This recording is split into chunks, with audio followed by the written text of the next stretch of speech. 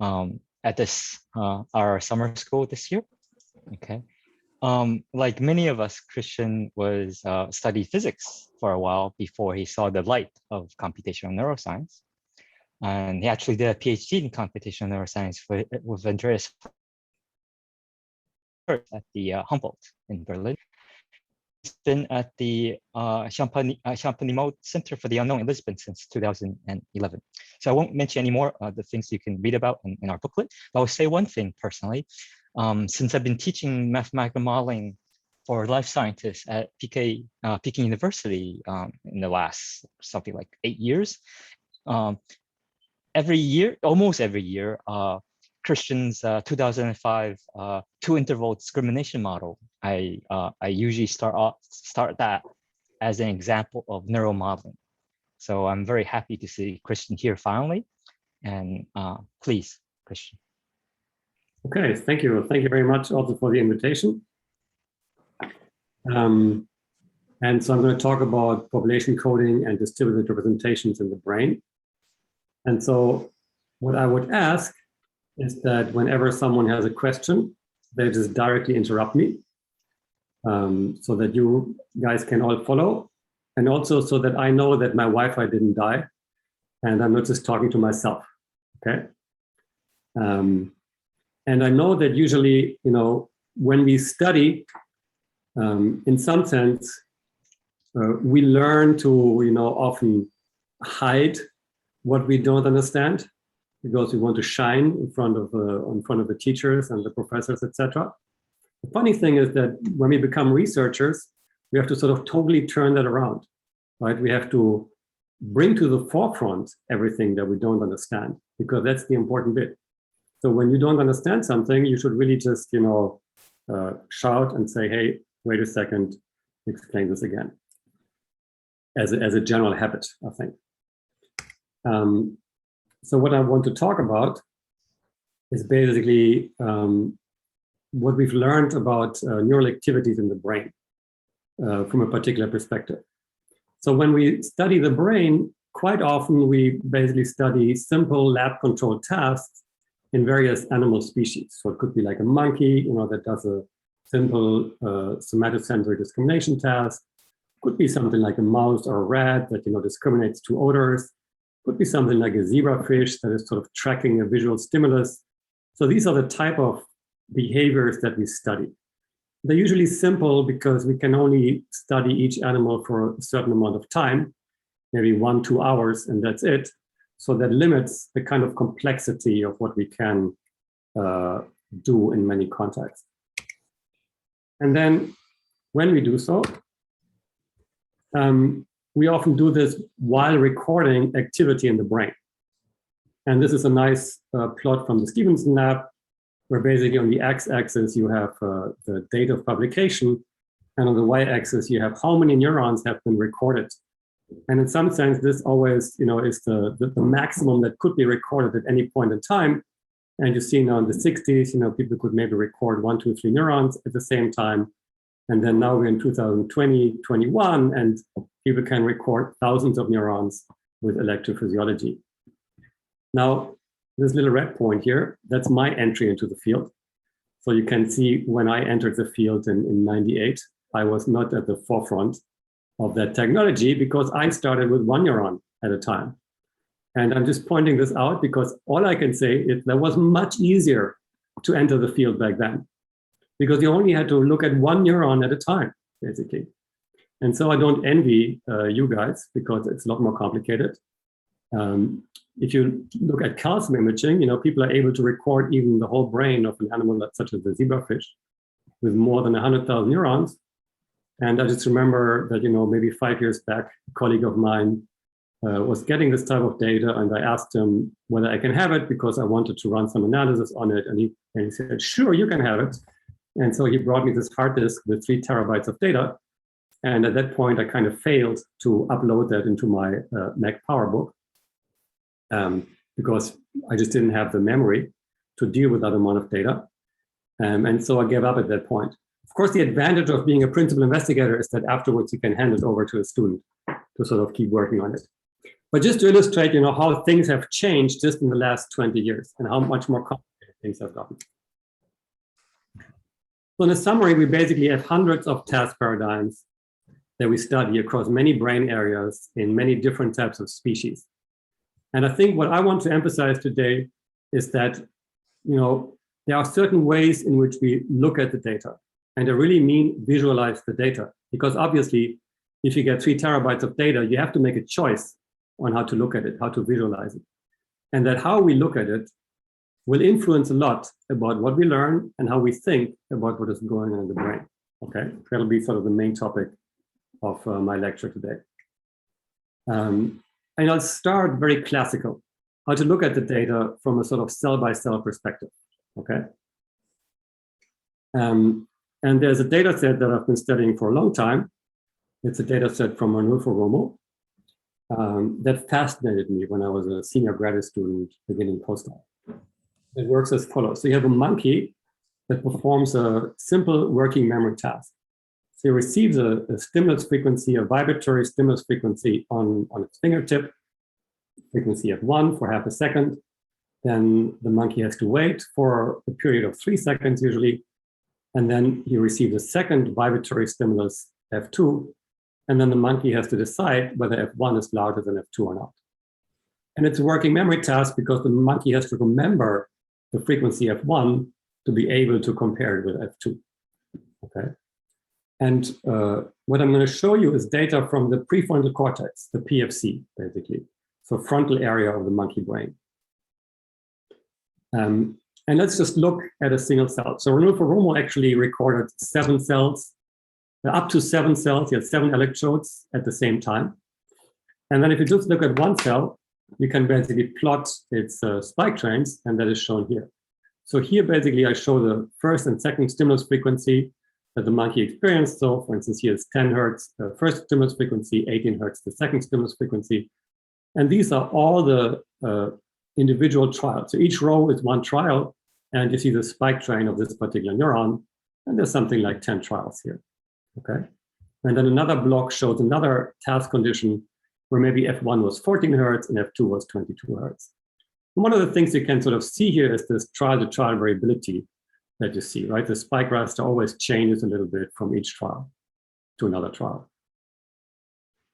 Now, one way in which so this is one way in which you can look at the data, sorted as a spike raster. And another way you can look at the data is to try to extract something like the time-varying firing rate. So you filter each spike train, you smooth it by filtering it with a Gaussian kernel, for instance, and then you average over all the different task conditions. So for instance, here, the red line, so this is again time on the x-axis, the time-varying firing rate on the y-axis in hertz, and the red line, for instance, shows a stimulus frequency F1 that was 10 hertz. So here we average over all of the trials where the monkey received an F1 stimulus frequency of 10 hertz. And you see that the firing rate of the neuron sort of increases and then sort of decreases when the second stimulus frequency comes. And different colors here indicate different stimulus frequencies, F1. And then here during this period, I'm now changing my color code. I'm actually here plotting the firing rate as a function of the decision that the monkey is going to make. So whether the monkey decides, yes, F1 was larger than F2, or no, F1 was not larger than F2. Now, usually at this point in class, I have people do some, MATLAB exercises, but that's usually because I can walk around and I can sort of see what people do. I would recommend that, so I sent a Dropbox folder to Quan that has basically a bunch of MATLAB files that you can run, or that you can also try to program yourself. It has the data from Ranulfo Romo. And so you can analyze, you can redo all the analysis that I'm going to show. But I'm just going to show you the key results because there are some lessons or some important takeaways from those key results. So my first exercise is usually for people to just plot a spike raster, actually. So really start from the raw data and extract a spike raster. And so I ask people to, take the first neuron and the first data file and start plotting it, and to just first plot it as a function of time and trials. And that is what's shown here. So here on the x-axis, you have time. 0 is the onset of the first stimulus frequency f1. I hope you can see that, and that's not too small actually. But anyway, so this here, where my mouse arrow is, this is 0. And then on the y-axis are the individual trials. So this will be the first trial that the monkey goes through.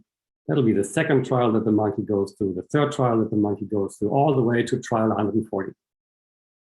And so what I'd like to ask you is, what do you observe in this spike raster? What do you see? What can you see? What can you recognize?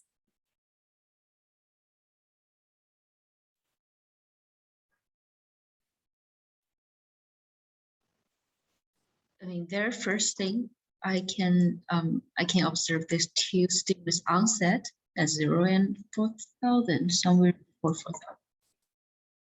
Exactly. So you see there's a vertical line here at 0, and that corresponds to the stimulus onset. So that corresponds to when the monkey first received the stimulus frequency of 1. And you can also see some vertical lines here, roughly, right? There's also activity here. So roughly here, 500, so this is in milliseconds. So 500 milliseconds is the length of the first stimulus. And there's a 3-second delay, then the second stimulus arrives. And this is actually the period after the second stimulus when the monkey has to press one of the 2 buttons. So you can see those events that you can then assign to the task parameters. Is there something else that you can see? Okay.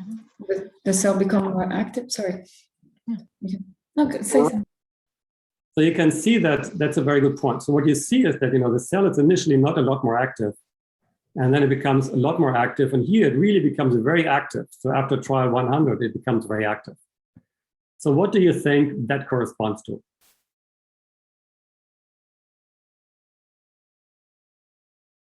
What could it, it's speculation, what could it correspond to?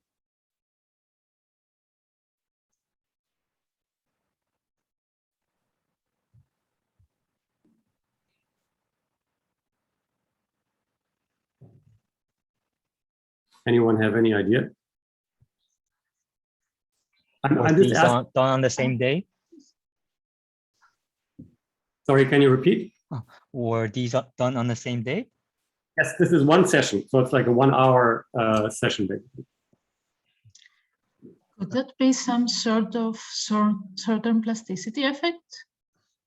So it could be that there's sort of plasticity on that time scale. That is true. Could be that something is happening in the neuron that suddenly, it changes. That's one possibility. Can anyone think of another possibility? Did you change the stimulus at that point? Like the frequency of the stimulus, or the animal finally learned the task? That's a good question. So the animal has already been trained on the task for many, many weeks before the electrodes are actually implanted.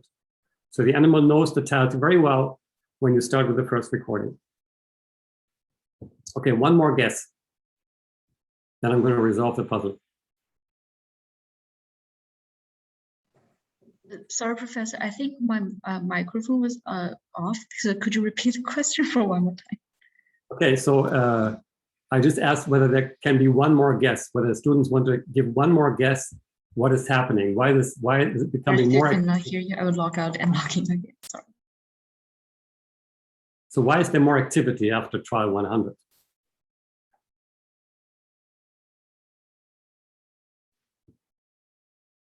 Okay, so it turns out there is an answer, but the answer is a lot more trivial than you thought. And the answer is that the electrode moved, okay? Because each electrode basically, isolates one cell. But of course, we are in a brain. It's a very tiny electrode. So it's not impossible that, something moves because the monkey moved or something like this. And then this is actually what's happening here. So basically what is happening is the electrode is moving and it's picking up another cell. So you don't really have a single cell isolation here. And the amount of activity you pick up from the other cell, this changes, okay? So that is the trivial answer. So this was actually a cell that Ranulfo Romo, he had a text file where it said which cells you're supposed to exclude. okay, because of these types of problems. So this is a cell that you're supposed to exclude. And I'm just pointing this out because I want to illustrate how important it is how we look at the data. Because here, by looking at it over time, we could very clearly see that something was happening as we pass through time. When we now do the same cell, but we sort it by the task condition, it's going to exactly the same data. Now I just sort it differently. So now I'm sorting, I have 7 blocks here. Okay, so this is the first block, second block, third block, fourth block, all the way to block 7. Each block corresponds to one stimulus frequency F1. Okay, and red versus blue corresponds to the decision yes or no. Now, since I've just shown you this thing that's happening, you can still see that, as you go through the trials, eventually the firing rate increases. But overall, it's a lot less visible now. Okay, this effect that trials 100 to 140, suddenly you were losing the cell and you were picking up another cell, it's a lot less visible now, okay, because you now focus on the block structure. Okay, so how we plot data influences a lot on how we think about it.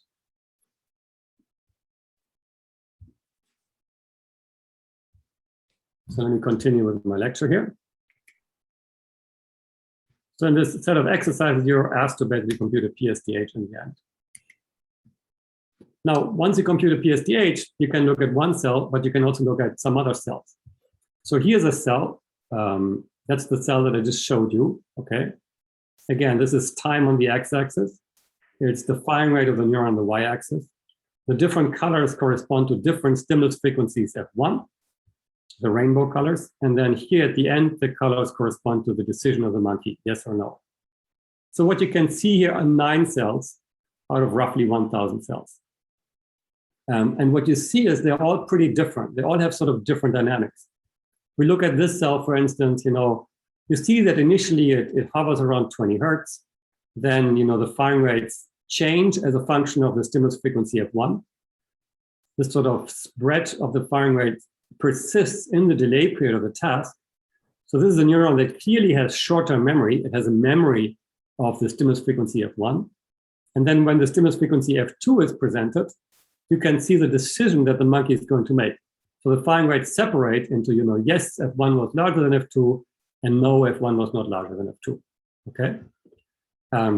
Here you have the neuron that we had. It had basically, short-term memory. So there was activity during the delay period, but then afterwards it was quiet, and before it was quiet. Here you have a cell that has some kind of dynamics, but it has no information about F1 because all of these time-varying firing rates are on top of each other. And then you see that it has information about the decision because you have basically the yes and the no decision. So there's a change in the firing rate as a function of the decision. And so you find many intriguing patterns. Here, the color code has reversed, okay? So these neurons go from red to blue instead of from blue to red, okay? So there are many intriguing patterns. When I first looked at the data, I actually took my 1,000 PSDHs and I sent them to the printer, and I came back with a stack of 1,000 pages of paper, and I went through them cell by cell. And it's intriguing, okay? But the question you wonder then at a while is, what's happening? And that is, of course, a puzzle that people have been, this wasn't the first time someone recorded in the prefrontal cortex. That's a problem many people have had before. How are we supposed to look at this data? Because you cannot publish a paper and show 1,000 neurons. And so here's the classical approach to this problem. So classically, what people would do is they would determine the selectivity or the tuning of all of these cells. So for instance, you would say, this cell here is tuned to the stimulus frequency F1 during the delay period. This cell is also tuned to F1, but maybe in a negative way because the tuning is reversed. This cell here is also tuned to the decision because there's information about the decision. So for each cell, you can determine its tuning. And I'm just illustrating that here with this color code. Imagine you're tuning with respect to stimulus, reward, decision, for instance. And then for each neuron, you can determine how well it is tuned to these different task parameters. And then biologists usually like to categorize things. So you can sort of imagine that they would say, these are the neurons that are most strongly tuned to the decision. These are the neurons that are most strongly tuned to the reward. And these are the neurons that are most strongly tuned to the stimulus, okay? And then one thing you can do is you can just say, oh, I compute the average over all of these different populations of classes of cells that I've figured out. And that is then my summary of the data. There's also something else you can do, which is what I'm showing here. You can, for instance, across time, plot what fraction of the cells is tuned to each of these different task parameters. And you see, for instance, for the stimulus, initially no one is tuned to the stimulus, then at time 0, when the first stimulus frequency f1 appears, 25% of the neurons are tuned to the stimulus, then the fraction changes. And you can say, well, these 25% of the neurons, can I just plot them in some sense? And that's what's shown here. So here we show how well these neurons are tuned to the stimulus. So I'm plotting all of the neurons, and I measure the tuning according to what in this case is a statistical test, ANOVA effect size.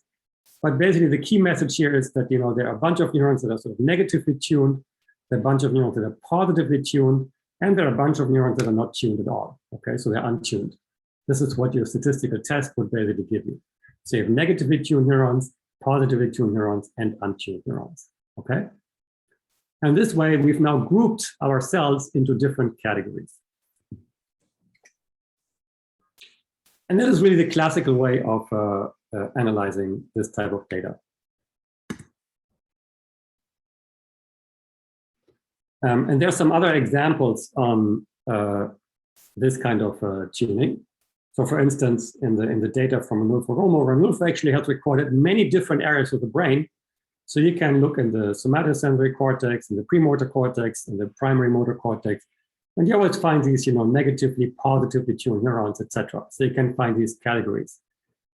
It's important to keep in mind, though, that we found the categories from a unimodal distribution by just classifying this ourselves, right? We created those categories. And another example where that very likely is the case is a famous example in B1, where we have simple cells and complex cells, which you may have heard. And there, if you look also at the original literature, there's a nice paper here from Meckler and Ringard in 2002, where they reinvestigated it. And the question was also, are there actually really two categories of cells? Are there simple cells and complex cells? Or is it more like a spectrum of cells, where on one end you have simple cells, and on the other end you have complex cells? And in this paper, they actually come to the conclusion that there's not really any evidence that there are two separate classes of cells, right? So it's very well possible that this is just a spectrum of cells as well. So this just as a little caveat, because to simplify things, classically we like to categorize neurons into different classes. And the field has moved away a little bit from that. And this kind of classification, it influences theory a lot. So for instance, when I was a postdoc, the idea was indeed that there are these positively tuned neurons and negatively tuned neurons. So with my postdoctoral advisor, Carlos Brody, we thought, well, the easiest way to model this in a network model is to basically, create a pool of positively tuned neurons and create a pool of negatively tuned neurons, okay? And we just couple them by mutual inhibition, and that's the paper that was mentioned at the beginning. And so with this kind of model, you can sort of, capture the various aspects of this task, and you can also simulate the data, and then you get these two classes of neurons, the plus neurons and the minus neurons. And as a personal aside, I should say, this is actually how I entered the field. I didn't enter the field by looking at the data. I entered the field by, looking at the way people had thought about the data in the past in terms of plus neurons and minus neurons, so positively tuned neurons and negatively tuned neurons. And this is the model that we came up with, positively and negatively tuned neurons. And so I was very happy that we got this published in Science back then. But then afterwards, I did wonder, how well does our model actually explain the data? And that's the point when I started looking at the data. And I was a bit disappointed to see that the data, looked like this, what I showed earlier. Sorry, my computer is very slow. So I was a bit disappointed that, there were all these intriguing cells in the data that were not well captured by our model. And from that disappointment came the idea, well, maybe we should analyze the data a bit more closely and see exactly, what's actually going on with the data. Maybe this idea that there are different neuron pools is not the best way of looking at the data. So the problem we bumped into back then is, does this really capture what is going on in the neural data? And so I think the field has basically made a big transition from 20 years ago to now, and that transition has to do a lot with how we look at the data, okay? And so I want to talk a little bit about how we look at the data these days, how that changed the way we look at the data, and then at the very end of the lecture, is this the right way to look at the data? Because each way of looking at the data is a different trade-off, okay? That's one of the things I really want to emphasize. Each way of looking at the data highlights certain features at the expense of other features, okay? And so this is about dimensionality reduction applied to neural populations. So the idea here is to think about the data as really a neural population, a population of neurons that we want to understand what is going on in terms of the dynamics of this population. So here's another way in which you can sort of summarize the data. You can say, oh, I have these different electrodes or these different channels here. There could be neuron 1, neuron 2, all the way to neuron n. And these form the rows of a very big matrix. And then each column, for instance, could be a time point. So this could be the first time point, the second time point, the third time point, etc. And so you just think of the data as a one very big matrix where the entries here, for instance, the firing rates at different time points for the different neurons. And so the question you can ask is, what kind of structure is there in my matrix X? And the methods that you could use for machine learning are some kind of unsupervised methods, such as, principal component analysis, clustering, etc. Now, often in our kind of neuroscience experiments, we don't just have the neural activities, we'll also have some other variables, which I'm going to call Y here, which corresponds to, different things that happen while we're recording that neural activity, such as the stimuli that we're showing, the behavior that the animal is exhibiting, etc. So I'm just going to call them labels, basically. So you could also think of this as one big matrix X and another matrix Y, and you could say, well, my objective is to find structure in the neural activities that, for instance, predicts those task parameters. That could be a way of thinking about the data. And then you could say, oh, I'm going to use a supervised method, and you can use regression or classification, etc. So we're going to start with this left-hand side, and we're going to try to work ourselves a bit towards the right-hand side.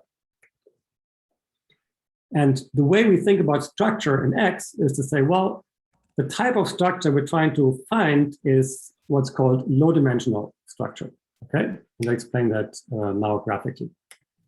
So imagine that you have this population activity, maybe from 130 neurons here simultaneously recorded. I'm just going to ignore the task context for now. So imagine that you take a time window of this activity, and then you basically count the spikes for each of these neurons, and that gives you a big column in your matrix. So X11 will be the spike count of that first neuron during this time window, X21 the spike count of the second neuron during the time window, all the way to the end neuron. And then you say, oh, I'm going to visualize this as a vector in a high dimensional space, where the axes are now the rates of the neuron. So this could be the firing rate of the spike count of neuron 1. This will be the firing rate of spike count of neuron 2. And this dot here is supposed to illustrate the activity during this particular time point, which I'm going to call X1. So it's a vector, okay? And then I move on. I'll take the next time point. That gives me another vector, which will be the second column in my matrix X. And I'm going to make that a second vector in the state space plot, okay? We have rate neuron 1 against rate neuron 2. And then I can keep doing this. So I have this for neuron 3, and I do this for a whole bunch of neurons. This is the axis of the first neuron, axis of the second neuron. All the other axes you'll have to imagine because we can plot them. And what I can see is that in this example, there is structure in the population, because here, R1 and R2 are very highly correlated. And so you may wonder, how can we find this type of structure? Okay. And so this is what I want to talk about. And the method that I want to explain that, you know, finds this type of structure is called principal component analysis. So I imagine that several of you have already heard about principal component analysis and could say, oh, this is familiar with me. And so I just want to count a little bit of a anecdote on this. So when I first, you know, started presenting results on principal component analysis applied to population data, people in the audience would often come and say, oh, but why don't you use independent component analysis? Because back then, you know, PCA was kind of old-fashioned and ICA was the way to go. And I imagine if you were to do the same thing today and you would say, oh, I applied PCA to my data, then you will find someone in the audience that may say, oh, but why don't you apply a variation autoencoder to the data? Okay. And so my quick takeaway on that is, because the primary exercise is to try to understand what is in the data. The big advantage of PCA is that it gives us clear geometric intuitions and it's sort of easy to understand. It also has a lot of depth in the end. So if you really start thinking hard about PCA, there's always some stuff you'll find you have not fully understood yet. So as with all methods, you know, everything has depth. And I just want to illustrate two ways in which we can understand PCA, okay? But the general lesson for me, at least, has always been, you know, you start with the simplest method that is there. And only if there are remaining problems, you have to see what the problems are, then you can try something more complicated, okay? But don't fall for the trap of trying to go for the fancy method because you think that's going to impress your colleagues, okay? That's sort of the wrong way to think about it, yeah? That's my 3 cents of wisdom. So the first thing we're going to do here is we're going to center the data. So what we're going to compute is the average activity along the first axis, the average activity along the second axis. I apologize for my notation here because this is the firing rate of neuron 1, but then all these firing rates are, and this is called R, but then the firing rates are in a column vector X. So what we do is we compute the average of all the data points. So I are the data points. They go here from 1 to capital T, so because those are T amount of time points. We compute the average and we subtract it from every data point. If we subtract the average from every data point, that's called centering the data, then afterwards the average is 0, okay? And that's shown here. So now the average is 0. Then the next thing we do in PCA is we say, oh, what we're interested in is to find a projection of the data in a lower dimensional subspace. Here I'm just showing you a projection on the one-dimensional subspace. That projection is mathematically performed in the following way. You take a unit vector u, that's shown here as a blue arrow. You take the inner product of that unit vector u with the different data points xi, that's shown here as u transpose xi, so that's the inner product, or a dot product. That gives you a single number, and then that single number you multiply with a vector u. And what you end up with is a point that's shown in red here. So if you put a blue point to this equation, it'll end up as a red point on this line. If you put this blue point to the equation, it'll end up as this red point in the line, okay? So we project all of these blue points onto this single axis so that you get all these red points. Okay, in doing this, we can now ask the question, you know, what is a good projection of the data? Because in some sense, what we're doing is we're projecting the data from 2 dimensions to 1 dimension. In the end, of course, we're projected from 1,000 dimensions to several dimensions. But for now, because we can still visualize it, we're just projected from 2 dimensions to 1 dimension. And you may ask, you know, what is a good projection?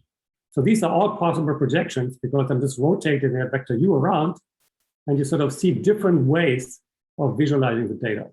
And the question is, what is a good projection? So in principal component analysis, in principal component analysis, there are 2 ways of thinking about it. So one way is the reconstruction error or the projection error. So what you ask in that way of thinking about it, you say for each data point xi, I compare it to the projected point. So I compare the blue point to the red point, xi to the projected point, u transpose xi. And then what you can say is I want to minimize that error. If you want to minimize that error, what you basically have to do is you have to minimize the length of these red lines, okay? And so this is particularly fun with, sorry for the background noise. This is particularly fun with this sort of Zoom-lagged way. In the classroom, it usually works quite well, but I want everyone to shout when they think the projection error is minimized.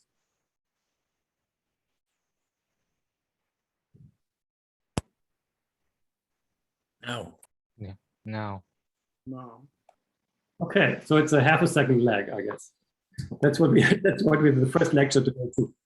But basically, you see that the projection error gets minimized along this direction here, right? That's what you've seen. Okay, so this is one way of thinking about PCA. Another way of thinking about PCA. So my computer gets very slow if it has to run Zoom and the talk at the same time. Another way of thinking about PCA is you can reformulate this equation. You can multiply it out. And so I have not corrected this yet. But this is just another equation here. Okay. It's not exactly identical. That's a bit of a cheat there. You can multiply it out and reformulate the objective such that you get this equation. And what this equation is the U transpose times the outer product of all of your data vectors. And this outer product of centered data vectors is called the covariance matrix times U. And what this equation basically shows is the variance of the data. Okay. And so another way of thinking about PCA is to say we're trying to find the axis that maximizes the variance. And so you have the maximum variance here if the red points are spread as much as possible. And one of the nice things about principal component analysis is that this is exactly the same axis as the one that also minimizes reconstruction error. Okay, so the axis of minimal reconstruction error is also the axis along which the variance is maximized. And this axis is then what you usually call the first principal component.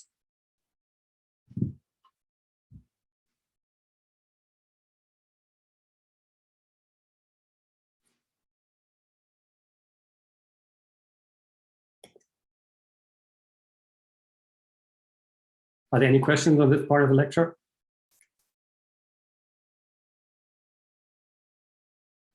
Good. So technically, what we do for PCA is the following thing. We start with this objective of, for instance, maximizing the variance. So we're looking for a vector U multiplied here with the covariance matrix of the data and then multiplied with U again. That gives us the variance along the direction of U. And so we try to maximize this under the constraint that the length of U is 1. Okay? So this can be formulated as a Lagrangian maximization problem. And so I would recommend that if you haven't done it in your life and you're somewhat familiar with vector calculus, you should do it at least once, try to solve that problem. If you take the derivative with respect to the vector U and formulate it as a Lagrangian objective, you'll come up with this equation. Okay, this will be the equation for the condition for finding the maximum of this equation. So it's the covariance matrix C multiplied by the vector U, which is equal to lambda times U. So lambda comes as the Lagrangian parameter. In this case, you can also call it the eigenvalue. And so this is an eigenvector-eigenvalue equation. If you don't fully understand what that means, it's okay, because you've just gotten the intuition of what it means. That's the equation that you can solve with, for instance, MATLAB or Python. Numerics are very good on this. And it'll spit out the best vector U that'll give you exactly this, optimal axis to project your data on. Okay. And one of the nice things about principal component is that this equation actually has multiple solutions, and the solution with the largest lambda gives you the main principal component, and the solution with the second largest lambda gives you a second principal component, so that you can find a 2-dimensional subspace and then a 3-dimensional subspace, etc. So one way of thinking of principal component analysis then is sort of as a bottleneck, where you have the neural activities here. That's what we start with. And what we do is we sort of project it down into a 1-dimensional or 2-dimensional or 3-dimensional subspace. And then by pushing it through that bottleneck, we try to reconstruct the original neural activities. Okay, this is what PCA does. And you can do that in a single axis, as I've shown you graphically, but you can also do it for multiple axes. And that gives you then a higher dimensional subspace. And before we make a break, I just briefly want to illustrate what happens if we basically apply this to the data from Ranulfo-Romo. So to remind you again, this was the data. So here we have x-axis is time, y-axis is the firing rate. This gray period here illustrates the frequency of F1, and there's the frequency F2, and the color code are the stimulus frequencies F1. And so the first question that I maybe want to ask is, so how can we actually push the data through this principal component analysis method? So what I've explained to you earlier is that the different rows are the different neurons, and then the different columns here are the different time points. The problem that you may have to decide on right now is, what do you do with the different stimulus frequencies and the different decisions? So does anyone have an idea on how we can incorporate those? How do they now factor into this analysis? So what do I do with the information that, you know, the monkey also received different stimulus frequencies at one, and it received different decisions, it made different decisions D. How do I factor that into the analysis for PCA?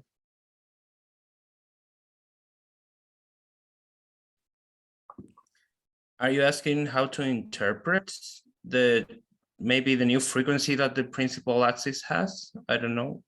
No, what I ask is, if I now tell you, okay, let's assume I'm your PI, and I say, okay, you know, you just learned about PCA. Here's the data, okay, and you knew that you had to start with this matrix X, okay. Let's say that's already written. You know, if you have the matrix X, you can run PCA. So what I'm asking is, how do you fill that matrix X with the data?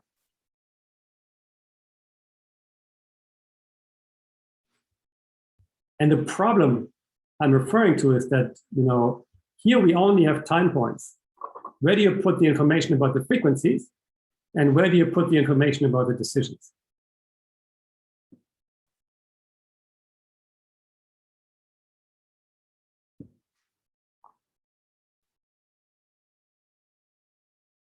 Any ideas?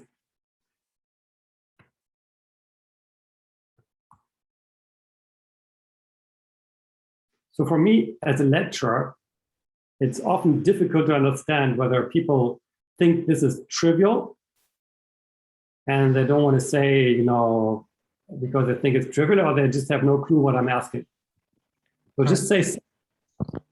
Can I say?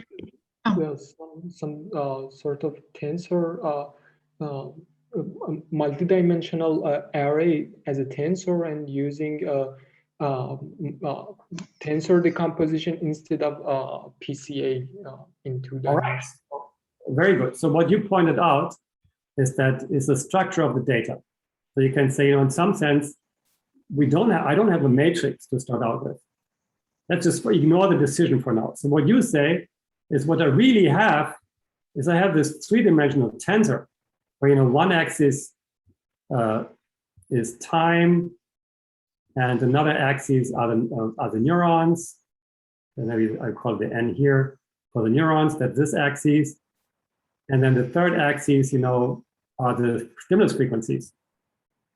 And so you can say, the question I'm asking is, but I don't want you to do tensor decomposition. I'm a very narrow-minded PI. I want you to do principal component analysis. Okay, so your task is, how do you map this onto a principal component analysis problem?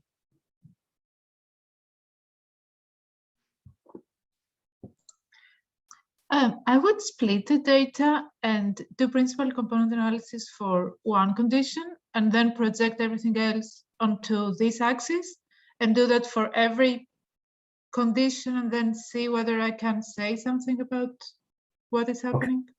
Very good. So that's one possibility.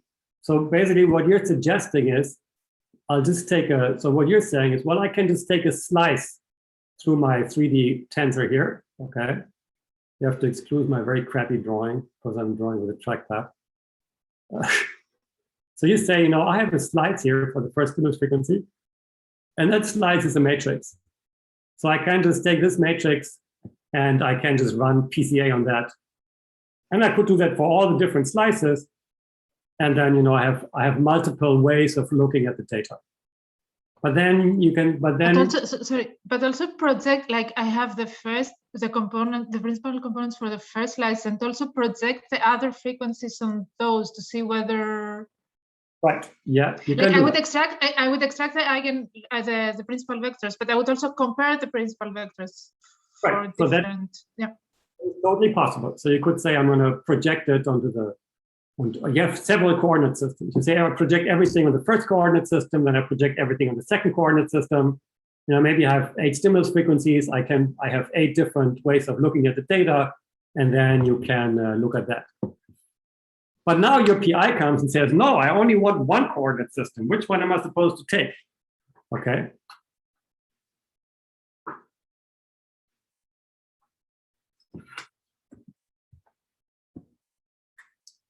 More suggestions?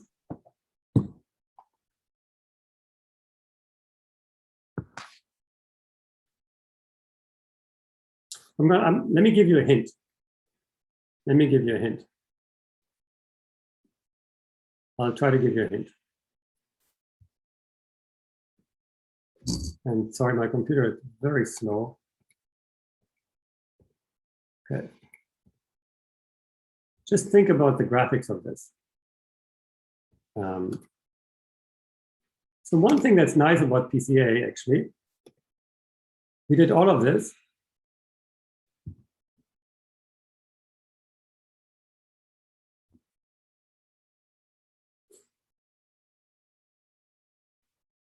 Yeah, sorry, computer is hanging up. But the key thing I want to show is that, you know, when I gave you the visual illustration here, we don't have any labels on those blue points. Okay, I never said this is time point 1 or this is time point 2. It somehow I never factored into the analysis. Those were just data points.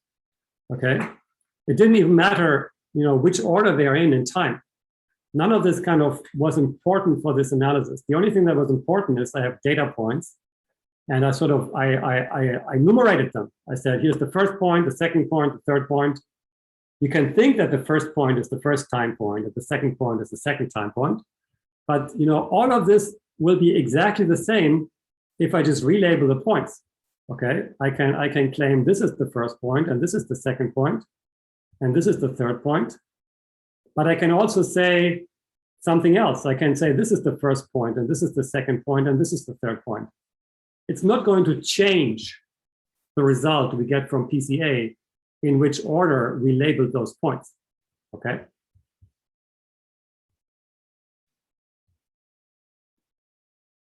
So I'll ask the question one last time, then I give the resolution. How would you sort the data? So do you mean to run a single PCA for all the data? Yes, do a single PCA for all the data. But then if you have a stimulus condition where all the responses contract in time, so you lose like it could be that under a stimulus condition you have a very big variance that dominates the principal components, and under some other condition you have very contracted responses. Could be, but then that would be part of what the brain is doing, right? Yeah, but wouldn't you lose information if you were doing principal components? Like then you would be more biased towards one response, and you would lose all the information of the other response, of the other condition. It's a possibility. So let me illustrate how I'm going to suggest to do it. So what we're simply going to do is we're going to basically, you know, if we think about this 3D tensor, I think Ami was bringing up, we're going to take the first slice of that tensor and put it here and say that's condition 1. And then we're going to take the second slice of that tensor and put it here and say that's condition 2. Okay, so we're just going to take slices of that tensor and we're going to put them one after the other. So this will be condition 1. This will be condition 2. And then here you have condition 3, right? It continues, but you don't have space here to show all the other conditions. But we'll just put them one after the other. And the only thing that is important is for PCA, the only thing that actually matters are these columns. And the thing that matters for us is, well, each column has a label. The label does actually not factor into PCA. The label is something that we have to keep track of. Okay, it's a bit of administration that we have to do in our head or in the MATLAB program that we're going to program, where we sort of keep track of things. We know which column corresponds to, what time point of the trial, what frequency, what decision the monkey made. Okay, they're really just labels on those different columns. But the individual columns, that's just the data, okay? And we can order them in whatever way we see fit. It doesn't really matter. And then once we have those, that matrix X, we can kind of pump it through the routine of principal component analysis.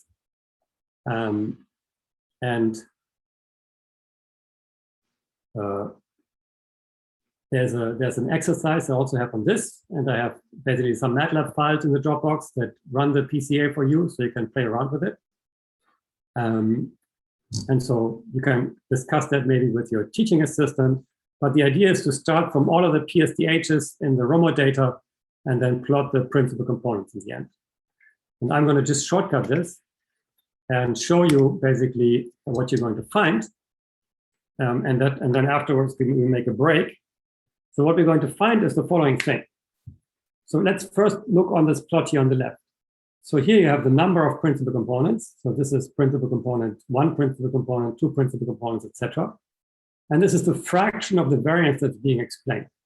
So you see the first principal component, 30%. Sorry for interrupt. I want to ask. I know that usually the first thing that one does when one does PCA is to subtract the mean, for example. But if you put all the conditions like one at the end of the other, this mean could be different for each of the conditions, right? So I don't know what effect that is having on the data or in the interpretation of what you're doing. Well, that is important. So even though you put one condition after the other here in this example, there's still just one mean that you subtract, which is the mean across this row basically. So the mean of the activity of neuron 1 across all possible conditions. So what you should not do is subtract the mean in condition 1 and then subtract the mean in condition 2 and subtract the mean in condition 3. If you run PCA, you just subtract the overall mean, okay? And you may wonder, why is it important to subtract the mean? And so I can maybe also briefly illustrate that and try to sketch it. Why do you need to subtract the mean? So in some sense, what we're trying to do with PCA is the following. You have to really think now a high-dimensional space. And the way we think about the data is to say, well, the data forms some kind of cloud. If the cloud has the shape of a sphere, then PCA is basically useless. Okay, it's not going to give you anything interesting. But in many natural scenarios, the cloud has more the shape of an ellipse or an ellipsoid. Okay, like an American football or something like that, or a pancake or a cigar, for instance. Okay, something like that. And what we're interested in is we want to characterize that shape. And so for an ellipse, what you ideally want to do is you want to maybe find, and I'm drawing this wrong again here for the point I want to make. So sorry, let me draw the ellipse differently.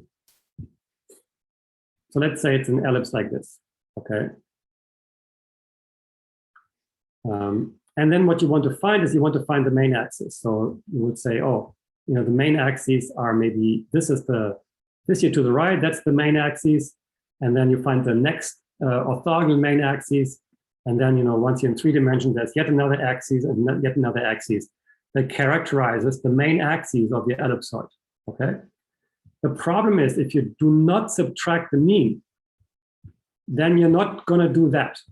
Then what PCA is going to do, so I have an interference here with my Zoom drawings. And so let me see that I get my white screen again. Okay. So what PCA is going to do, if you do not subtract the mean, is it's going to say, well, the first main axis is this one. Because what PCA sees is, well, the biggest amount of variance is if I go from 0 to the mean, because 0 is now the new mean if you didn't subtract the mean. So it's going to say, oh, the variance lies in this direction. And then by the orthogonality constraint, the second axis is going to lie in that direction. So you're now not really characterizing the cloud the way you maybe wanted, okay? So that's what's going to happen if you do not properly subtract the mean or center the data. You're not really characterizing that cloud of data points in a way that may be useful.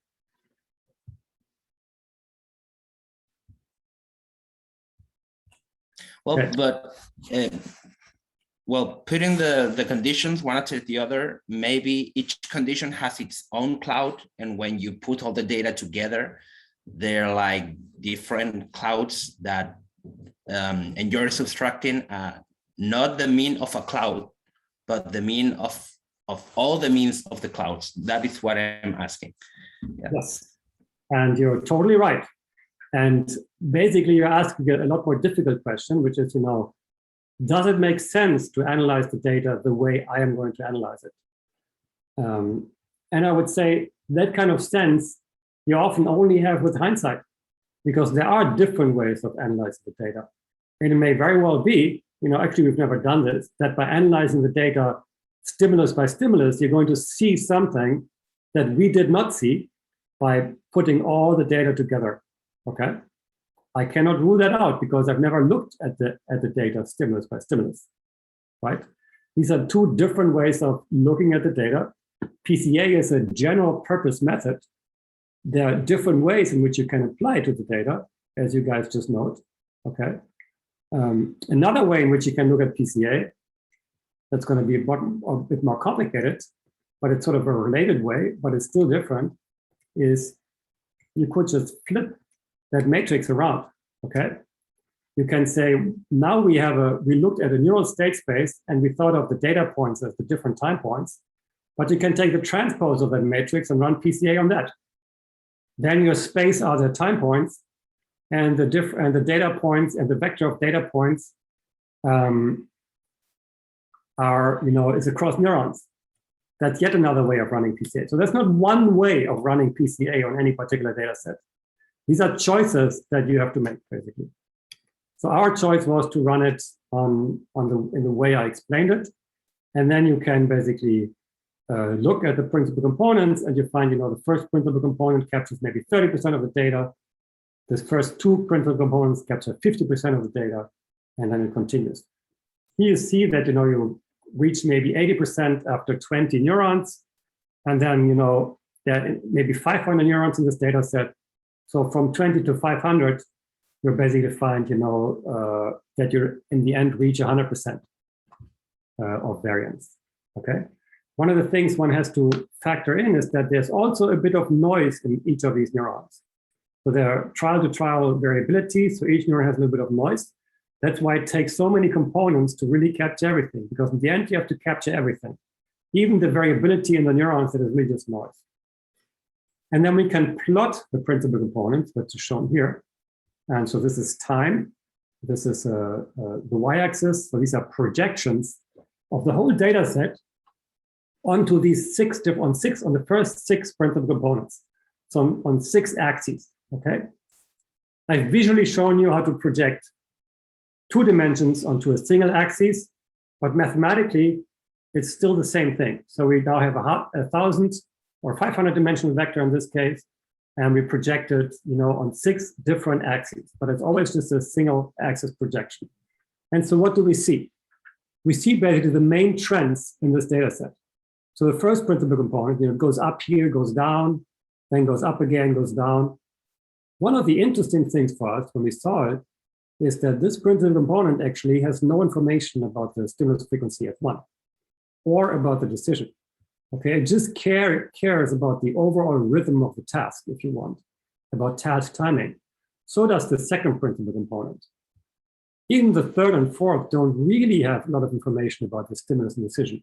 It's only components 5 and 6 where you can now clearly see a change with respect to these different colors, so a change with respect to the stimulus frequency f1, or a change with respect to the decision, which is shown here, the solid line versus the dashed line, okay? So only there do we actually have what we care about as experimenters in this task, which is the stimulus frequency and the monkey's decision. And so the question one might ask is, why is there so much activity that is not related to the task at all? It's only related to the rhythm of the task. And so the question you may ask now is, well, now we looked at the data in a different way. What did we learn? And so before the break, I just want to illustrate now these two different ways of looking at the data. So initially we started with looking at single cells and then categorizing them into different pools. And then in principle, you can compute an average across each pool.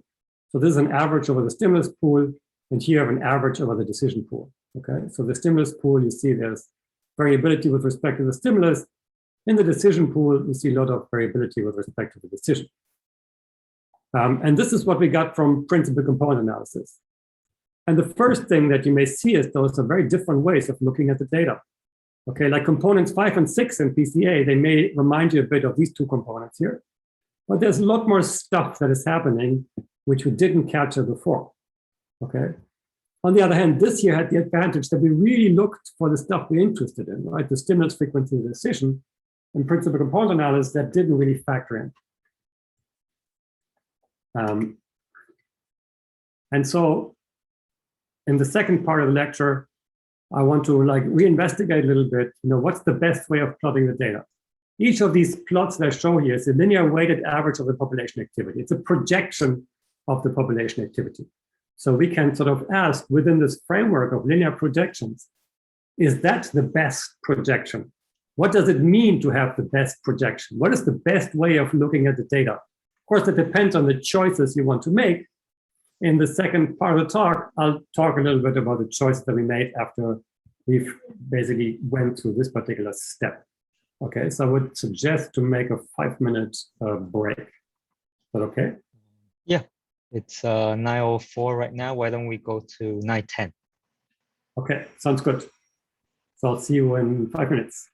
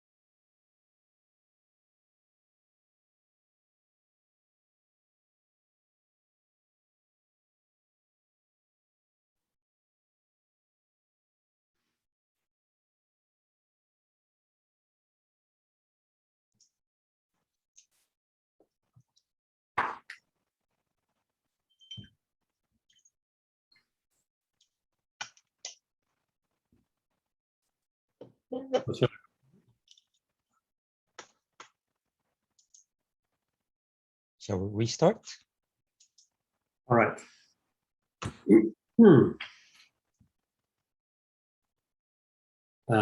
So are there any questions now after the break?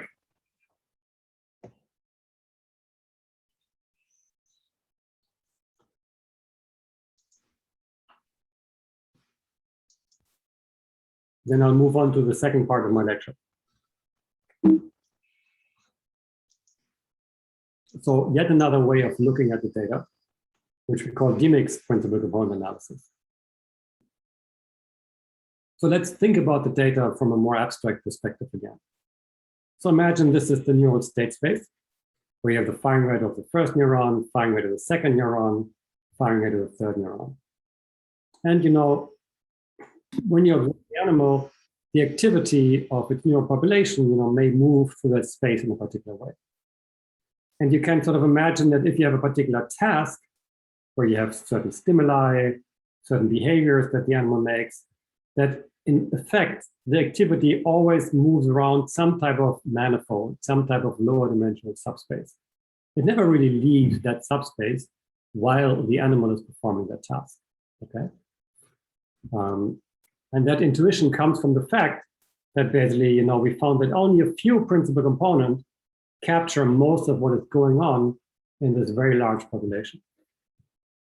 Then one question that you may ask is, can we assign some meaning to this manifold? Can we assign meaning in the sense that, you know, if the activity moves along a particular direction of that manifold, then we can say, oh, the stimulus changed whenever that happened. And if the activity moves along another direction, we could say, oh, maybe the decision or the behavior of the monkey changed whenever activity moves along that direction, okay? So that's a hypothesis that we could formulate to say, well, you know, maybe the activity is structured in a particular way in this manifold. So you may wonder, where does this hypothesis come from? So I can just briefly tell you maybe how this was formulated. But kind of started with this. So if you look at this plot here of these 6 principal components, that is really a visualization of 6-dimensional activity in a particular coordinate system that we chose, okay, or principal component analysis chose for us. Because we just plot, so there's a 6-dimensional Cartesian coordinate system that describes that 6-dimensional space, and we plot the activity along these different dimensions. So one thing that we asked back then was, well, you know, this is actually the best way of plotting the data. Is there another way of plotting the data? So one thing you can do in 6 dimensions at least, is you can try to visualize different ways of plotting the data. So what we did is we kind of rotated ourselves around in that 6-dimensional space. So you can do it by hand because it's not that high dimensional. So you can say, you know, I rotate around these 2 axes, I rotate around these 2 axes, and therefore you get different visualizations of the data. And by doing that, I sort of noticed that, you know, indeed, you can find visualizations of the data where all the stimulus information lies along one axis and all the decision information lies along another axis. Okay, so this was just found by hand. And but since you can't write a paper where you say, oh, you know, we rotated ourselves around in the state space, that sounds kind of weird. We had to come up with a way of doing that systematically.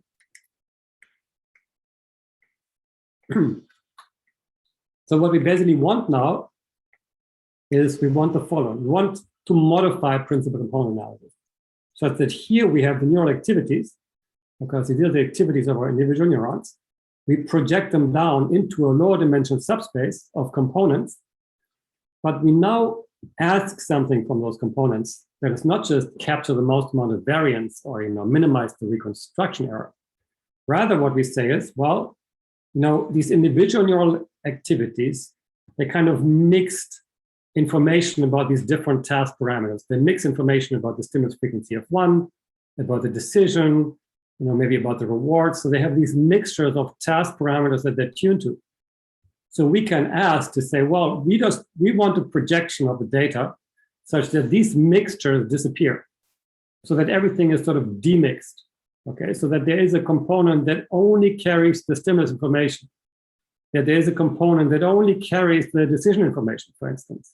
Okay, call that demixed cell activity, if the neural activities were mixed cell activities. So that's one thing we want. We want to be able to, capture these different task dependencies. At the same time, we also want what we had in PCA, which is we don't want to lose our ability to really represent most of what's going on in the data. So we still want to be able to reconstruct the neural activities, okay?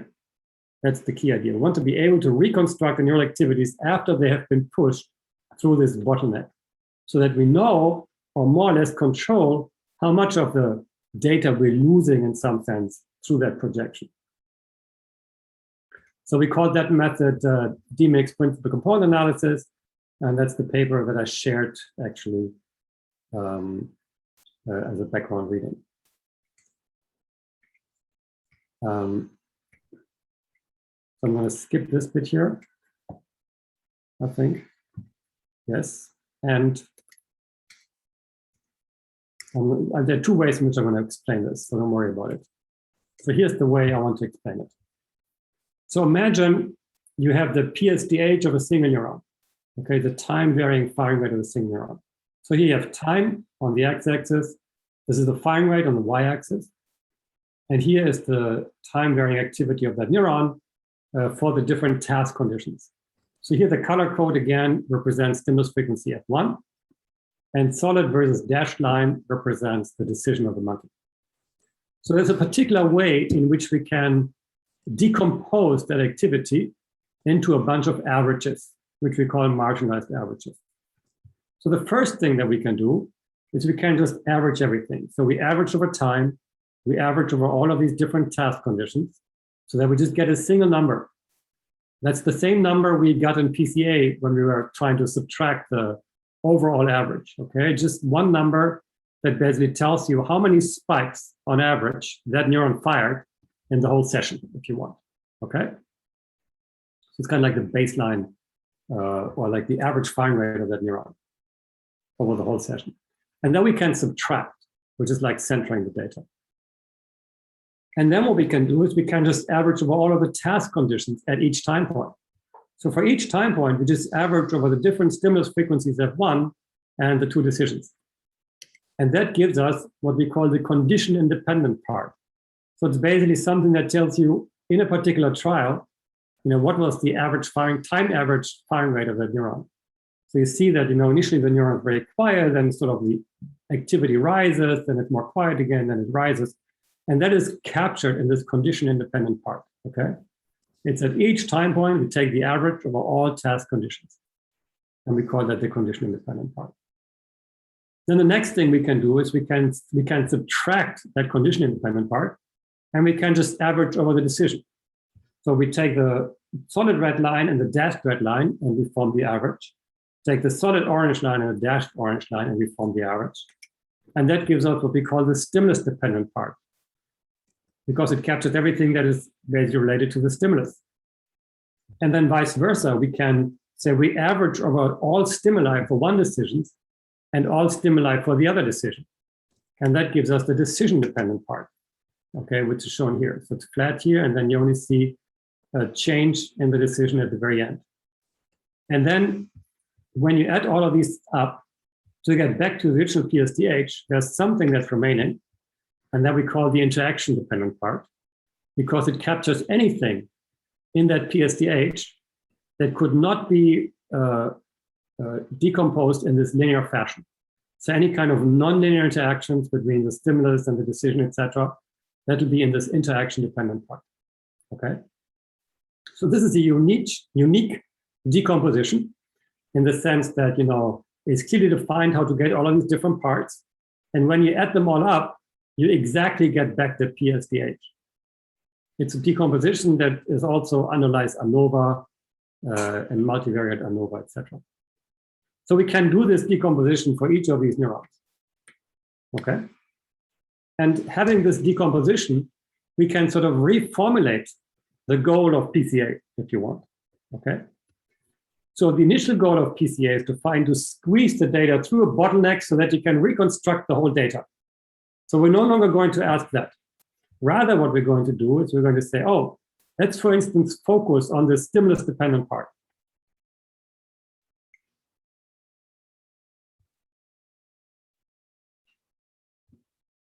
Okay. So here's the stimulus-dependent part. So we want to now squeeze the data through another bottleneck. It's again through a projection and an expansion afterwards, okay? But the geometry is a bit different from PCA, but it's still just a projection and an expansion. So what we're going to ask is, how should we project the data down into, in this case, a two-dimensional bottleneck, such that from this two-dimensional bottleneck, we can now reconstruct only the stimulus-dependent part. So we're no longer trying to seek to reconstruct the overall neural activities. We say, let's only reconstruct the stimulus-dependent part. And the idea here is, by doing that, we'll extract from the original PSDHs all the information that was relevant for the stimulus. Okay, that's the idea. And so there's a method that allows us to do that. It's called reduced rank regression, because we basically formulate this as a regression problem. So we say, this is the input to the regression problem. It's a multivariate input. This is the output, multivariate output. And our constraint is on the rank of the weights of the regression matrix. Okay, so that's the method we use, reduced rank regression. And then when you do that, you get what we call the demixed stimulus components. And so now we can do that for the stimulus-dependent part, and now we can repeat the procedure for the decision-dependent part, for the condition-independent part, etc. Okay, so for each of these different parts in which we decompose our PSDHs, we can kind of repeat the procedure.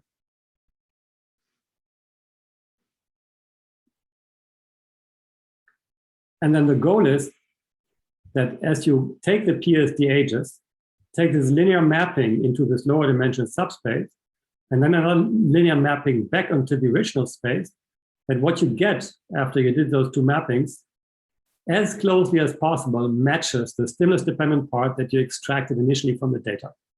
Okay, so this reconstruction after the mapping is supposed to match that stimulus-dependent part.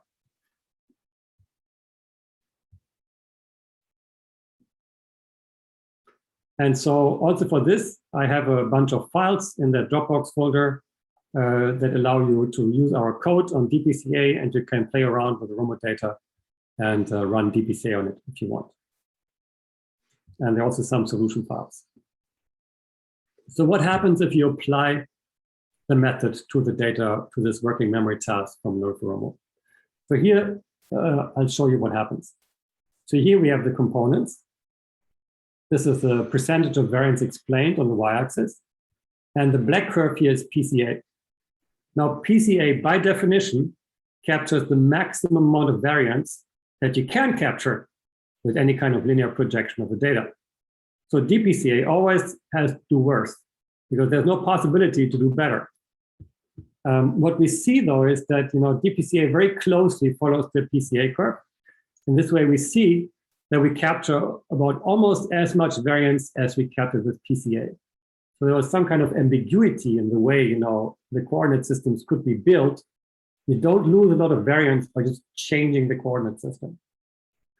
And then what I'm showing here is for these first 15 components, how much variance each component captured about the different aspects of the task that are color-coded here.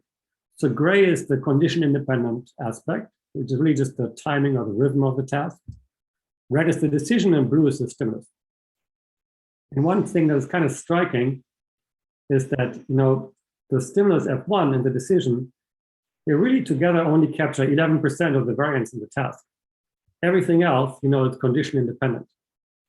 So in summary, that means there's a lot of activity in the prefrontal cortex that is not directly related to the stimulus frequency F1 and the decision, okay, which are the task relevant parameters from the experimenter's point of view. Now, once we have all of these components, we can also just plot them, okay? And that's shown next. So here I'm showing the condition-independent components, the first three condition-independent components. So all the data projected onto these three axes. Here are the stimulus-dependent components. So these are three axes that I'm plotting projecting the data on, and here are the decision-dependent components. And interestingly, there's no interaction component that we found that was significant in this data. And so now looking at the data, you may ask again, so what did we learn by looking at the data this way? And so there are a few things we learned. So one thing we learned is the fact that there's so much of this activity that's maybe related to the rhythm of the task, the timing of the task, captures more than 89%. And there's very little activity that actually, is related to the task parameters, F1 and the decision. So this is a bit of a surprise, or it was a bit of a surprise to us back then. Because traditionally, when the data was analyzed, people mostly focused on, the task-related neurons, like those that represent F1 or that represent the decision. And so that has changed. The other thing that you observe is that there are orthogonal subspaces along which you have the stimulus and the decision. So they don't have to be orthogonal, but it turns out that they are orthogonal. It's actually not shown here, but you have to believe me. So that the stimulus subspace and the decision subspace, they can be demixed perfectly well, and they're more or less orthogonal. And this is actually very different from the way we had thought about the task initially, when we built this 2-neuron model, where stimulus and decision kind of lie along the same axis. So that's not the way it is in the data. Rather, in the data, you have separate subspaces for the stimulus information and for the decision information, and then yet another separate subspace for all these condition-independent bits of the task, okay? And so one thing one might ask is, why are there so many of these condition-independent components? What's going on? Why is the brain spending so many spikes on these condition-independent components? And so here is one way of thinking about it, a speculation, basically. And that is the following. Imagine again, you're in the state space of neural firing rate, neuron 1, neuron 2, neuron 3. Christian, yeah. May I ask you about the orthogonality? This is something that you just kind of test after you do the analysis. Right. Is that correct? Exactly. So you find these modes and then you just look at you project one on the other and you see what's left. But it's not something that in any way is it's not a constraint in your projection. Okay. Well, very good question, but just to be very clear about it. So inside each row, these axes are orthogonal. So the first, second, and third axis here are orthogonal to each other. But between rows, these are subspaces, and they don't have to be orthogonal. So that is indeed something we have to test afterwards. And in the Romo data, they just turn out to be orthogonal. Okay, at least stimulus and decision turn out to be orthogonal. And so that's just the finding that. So as Rava mentioned, they don't have to be orthogonal, but it just turns out that they are orthogonal.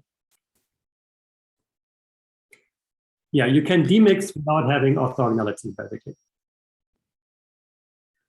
Okay, thanks. And do you have any reason to expect that they should be orthogonal? Only speculation. So one advantage that orthogonality gives you is that if you have independent noise, okay, having orthogonality, you don't, the stimulus and the decision won't interfere with each other. Mm-hmm.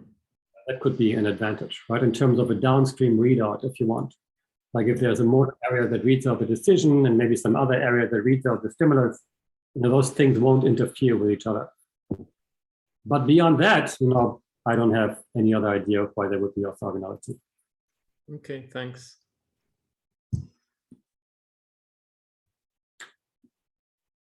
So one thing I wanted to emphasize is something that one should never forget, which is neuroscience is not high energy physics, okay? These experiments are not controlled to a degree in which physics experiments are controlled. So for instance, imagine the monkey is doing this task. So what the experimenter is monitoring is maybe the stimulus frequency of 1 that the monkey receives, the behavior that the monkey does in terms of the decision, the button that it presses, maybe a couple of other things. But there are many other things that the monkey will be doing while it's doing the task. So for instance, it could very well be that the monkey's breathing starts to synchronize with the task. Okay, this has been shown in humans in psychophysical tasks, that if you do these tasks, especially if they're rhythmic, your breathing starts to synchronize on average, maybe not in every trial, but on average, with what is going on in the task. It could be that the heart rate of the monkey starts to synchronize with the task. It could be that the monkey exhibits, superstitious behaviors, meaning maybe it's tapping its foot every time it receives the first stimulus frequency because it thinks that kind of helps it, get it right. Okay, maybe it's nodding a little bit with the right arm, moving a little bit the right arm every time it receives the second stimulus frequency. So there are many things that could be happening that are not monitored or experimentally controlled. And now imagine that what's happening is that, we investigate the neural activities. We can sort of decompose them nice along these axes that are experimentally controlled, like the first stimulus frequency or the decision. But there are many other axes along which they're not controlled. They're hidden or uncontrolled. So what is going to happen with all of these axes? Well, maybe these axes, represent the monkey tapping its foot, or they represent the monkey breathing faster or slower, or something like that. Okay. Then what's going to happen is, because we don't monitor them, whenever anything like this is correlated with the timing of the task in any kind of way, it'll actually just show up as one of these condition-independent components.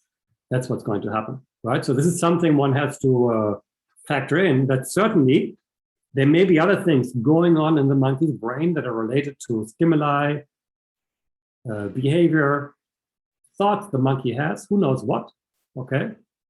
And they will all show up in some way. And so it could be that this is what underlies these condition-independent components. And if in the future, some experimenter comes along and starts monitoring one of those signals, maybe these condition-independent components are going to disappear and they'll become overall weaker, okay?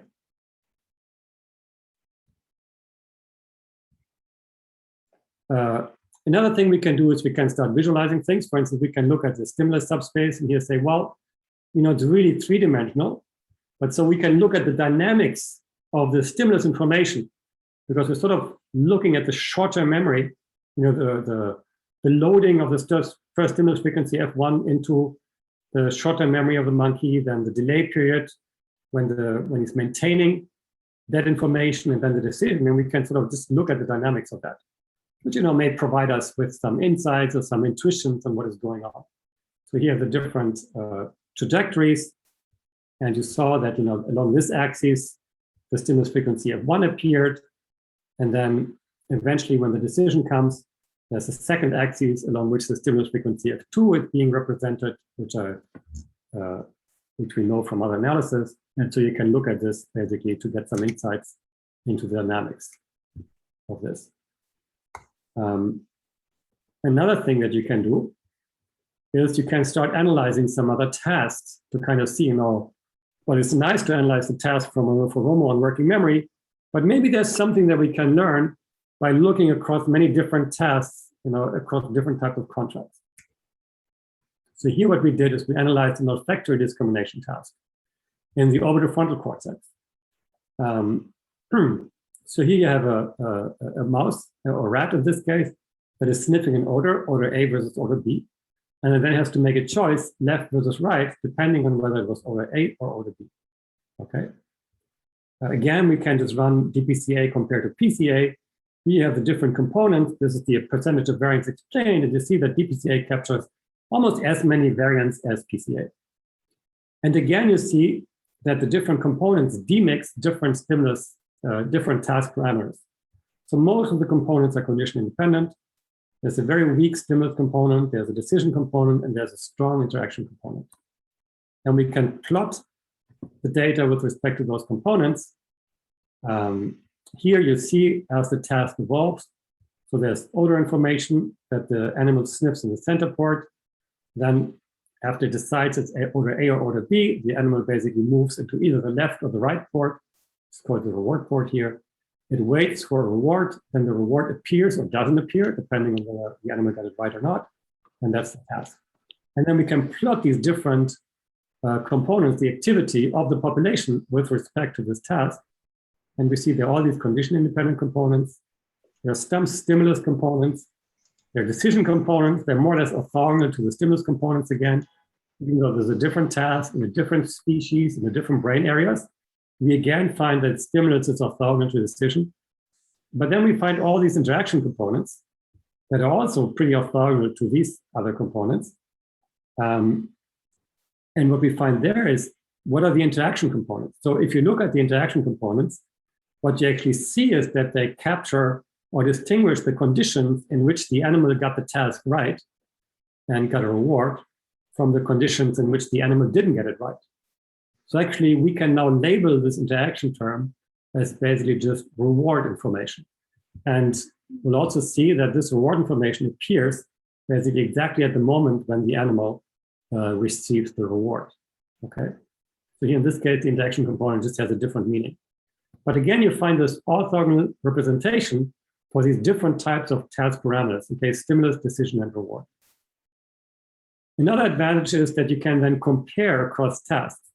So here, this was in Zach Maynard's lab, they did this olfactory discrimination task where you only had 2 odors, but they also did a categorization task where you had a mixture of odors A and B, and the animal had to decide which of the 2 odors is stronger. And that's this task. And what's interesting is, even this is done in mostly in different animals, and we're mixing animals here, you can see that a lot of the overall activity patterns actually, are similar across those tasks and across those animals.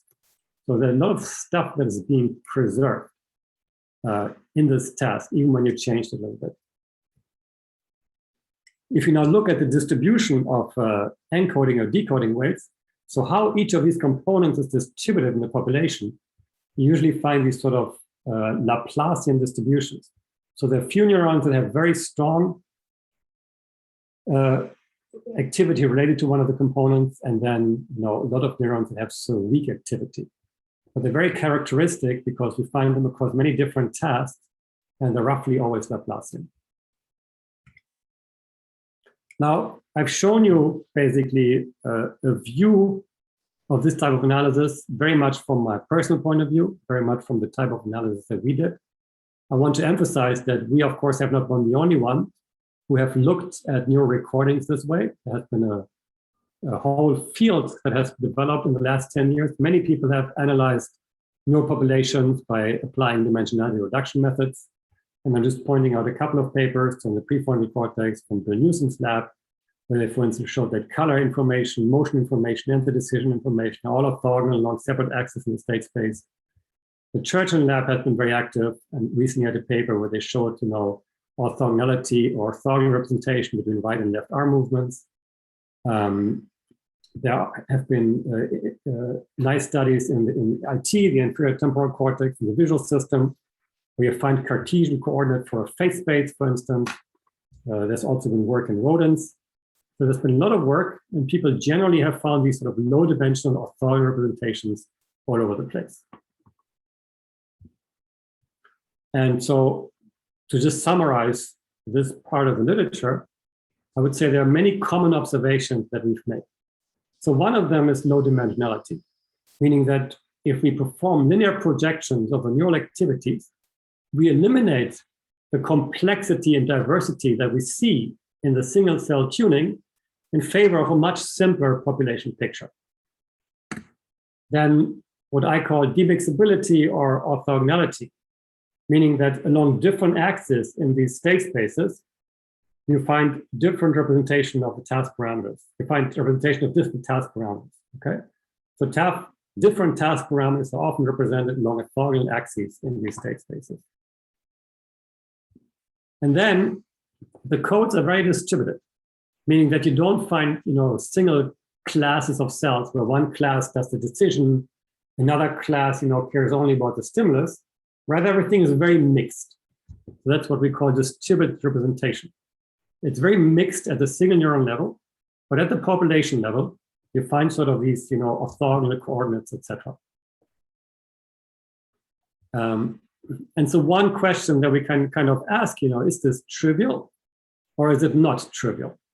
And so I want to emphasize that it's not just a fact that we applied these methods that we get these results, because you may think, That's you applied this method, and that's why you found what you found. So I just want to give a couple of counterexamples to show why that doesn't have to be the case. So this is just a cartoon now to give you some intuitions. So imagine that you were, investigating an animal that does a task with different stimuli, and then, there are maybe two decisions. But this could also be an axis of different types of decisions, for instance. But let's just say there are different stimuli and two decisions. So one scenario could be that when you change the stimulus or when you change along the decision axis, the neural activities lie along a very complicated manifold, okay? So it could be complicated, high-dimensional, very tangled manifold. You may still be able to demix the activities, to find a projection along which you can nicely represent the stimulus and nicely the decision. For instance, we look at all of this from above, but it's no longer low dimensional. So this could be something where, the activities may be demixable or orthogonal, but it's not low dimensional.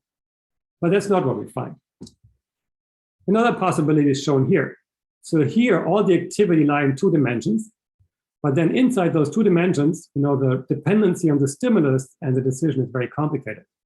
So here, if you run something like demix PCA, you would find that everything is very low dimensional, but you would not be able to find, linear coordinates along which you can demix the stimulus and decision information, okay?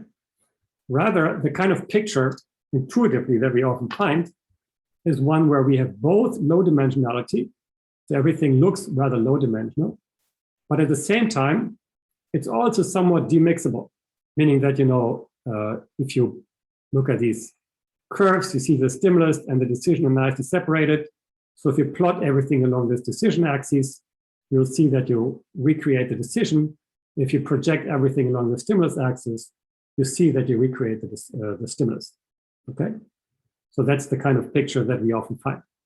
And Christian, can I ask you quick? I was going to ask you this before you showed the figures, but actually it's very related to these figures.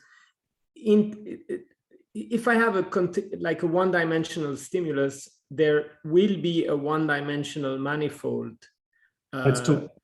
In the neural activity. So when you say that you can find kind of low dimensional and demixability, what it really means, but tell me if I'm wrong, is that low dimensional manifold that is nonlinear and that exists by construction in principle is close to a linear one.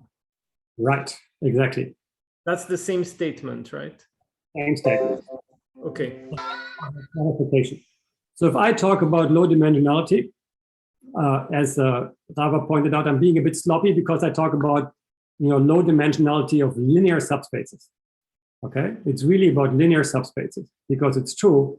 If you have an arbitrary nonlinear manifold, just by construction, these are just going to be 2 lines, and that's it, right? That's just the way it is. So the key message is here that we find linear subspaces in which the information is sort of demixable. And then a good question is, why is that the case? But I actually want to maybe end here, and that leads us to the question, to the task quest, to the question session. Okay, I'll go back. I have another technical questions in terms of the weights.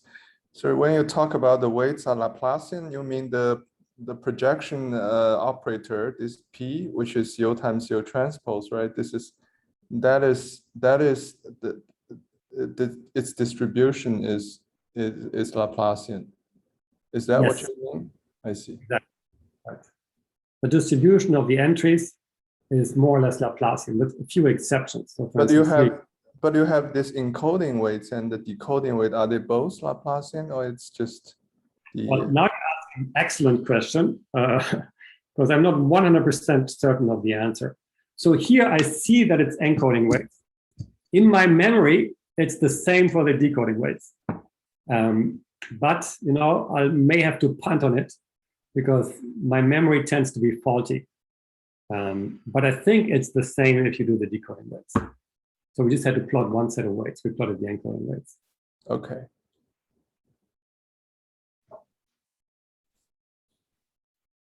You can also already see, it's not necessarily something you just see in DPCA. So just if you do PCA, where actually the encoding and decoding weights are just orthogonal, so they're the same, okay, you already see the Laplacian appearing actually.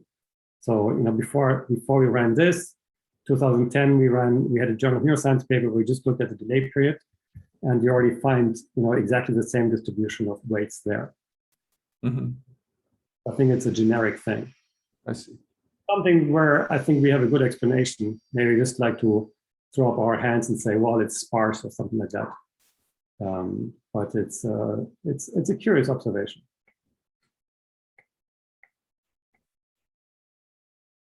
All right, please ask questions.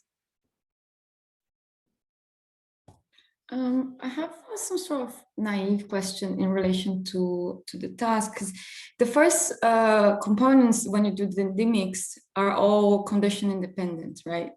But they seem to be finely tuned to the timing of the task. I wonder if you had a task where the timing is not fixed, for example, the waiting time changes, and so it's random. Would you expect those components to be less important? Very good question. So what you're referring to, just to get everyone on board again with this, is that in this task that I showed, the task timing is actually fixed. So it's always half a second stimulus, then 3-second delay, then half a second stimulus, okay? That is one of the things that actually allowed us to pool neurons across many different days. Now, the interesting thing is something that I just skipped over in the interest of time. I'm sorry, this goes too slow. It's not that I can't press this any faster. It's more that my computer doesn't like to run Zoom and this talk at the same time. So I skipped over it. So this task is actually a task where the animals time freely.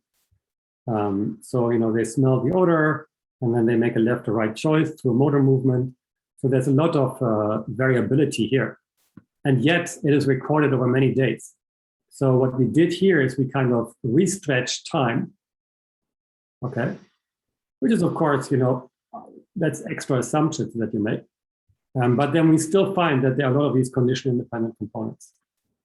Ideally, though, what you would want to do is to have simultaneous recordings, because once you have simultaneous recordings, then you have a common embedding, so you don't need to re-stretch time anymore, okay? But we don't have data for that, so I can't tell you that. But in general, I think what people have found is that these condition-independent components exist all over the place.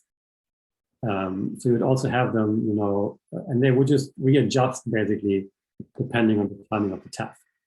Okay. Okay, thank you. Makes sense, yeah.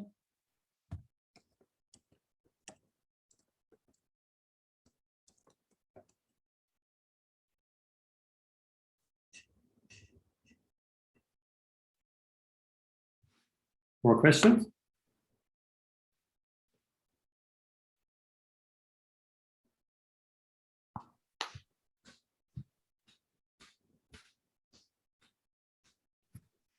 You should make your lecture less clear, and then there will be more questions.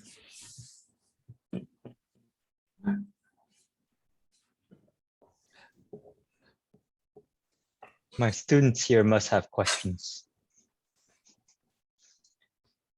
They're probably turning their video cameras off right now. It's okay. If there are no more questions, we can also call it a day. I won't be offended. Yeah. There were lots of questions this morning. So just like it's your chance to, you know, ask if there's something you didn't understand, even if it was at the beginning of the talk. This is your chance to, you know, ask me before I disappear into the ether to be reawoken on Saturday. Well, maybe you can talk a little bit more about this low rank regression methods that you're using, like, right, I'm a little bit curious. I read that paper, but I forgot some of the technical details. Yeah, the optimization approach. It's very related to PCA, right? So it's very related to PCA, exactly. Let me just see. Sorry, I'm going to zoom out of here. So I had some slides on this that I actually skipped. So I can show you the loss function basically. Mhm. So the first thing is basically to create these marginalized averages, which I think I explained. So this is really just like ANOVA basically. You do these different averages, you take your data matrix and you can decompose your data matrix into these, time bit, stimulus bit, and say in this case noise bit. So here we only have stimulus and time. So this would be like 3 different stimuli shown in different colors, for instance. And these are 5 different time points. And so what is the average in this case? So this time is if you just average the 3 stimuli. So you take, the big red dots and you average them. You take the small red, green, and blue dot and you average them. And that gives you these 5 dots, okay? And that'll enter this sort of time matrix. And then you can also just average those 5 red dots, the 5 green dots, and the 5 blue dots. And that gives you basically this stimulus matrix. So these are kind of like these marginalized averages that I explained before, where you just take different averages, the different task parameters, and you create matrices that are the same size as the original data matrix, but they just contain these marginalized averages. And that's a unique decomposition. And then the next step you do is shown here, basically. So this is what underlies DPCA. So you take your neural activities X, okay? And then you multiply them with a matrix that we call a decoder matrix, which is a rectangular matrix, okay? It projects, so if X maybe has, maybe I can draw this here. So imagine X is a matrix that has like N neurons, and then maybe T time points and task conditions here, okay? Then what D will be, so this is X. What D will be a matrix that has a bottleneck. So it's maybe, let's say the bottleneck is 2-dimensional. So it'll have 2 rows and then, N columns, okay? And then F, which we call the encoder matrix, will be a matrix that is exactly the opposite, so it's N times 2. Mm-hmm. Mm-hmm. And so this way we create a low-rank matrix. So the multiplication of F and D gives us a square matrix, N times N square matrix of rank 2, okay? And so we call that the decoder and the encoder. So intuitively, we take these data points X, map them into a 2-dimensional subspace, and then project it back up into the n-dimensional subspace. And we say that's supposed to now create, so this mapping here, okay, mapping down and mapping up, is supposed to give us one of those marginalized averages, the matrix XS. And then that's your loss function. You now optimize that with respect to F and D. Mm-hmm. Okay. Now the nice thing about reduced rank regression is that you can solve that loss function, or you can reduce that loss function to a SVD type problem, singular value decomposition. So you don't need to, go through a complicated gradient descent or something like that. You can just map it onto an SVD problem, essentially. So that's the trick. It's a method from '75 actually, which when we first discovered it in 2014 or 13, that paper had like 200 citations, and I was like, wow, this is like totally unknown. How can this possibly be? But I think it's gaining popularity now. I see.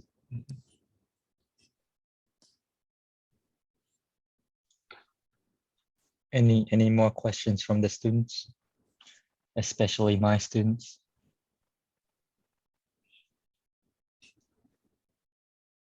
To relieve the pressure from your students, we can also take a 5-minute break, since in 5 minutes we're starting. Right. Right. So, well, let's thanks, Christian again. Christian again. It's a great talk. Yeah, thank you very much. We'll see you on Saturday again, yeah? No, on Friday first for like some in-between thing, right? Yeah, I will send you a gentle reminder again. Don't worry. That's right. Okay, cool. Trent is very, very gentle. Yes. All right. To our lecturers anyway, not to us. All right. Okay, thank you very much, Thank you Christian. very Thank much. you, See Christian. guys, see whoever wants to join in 5 minutes. Okay, take care. Bye-bye. All right.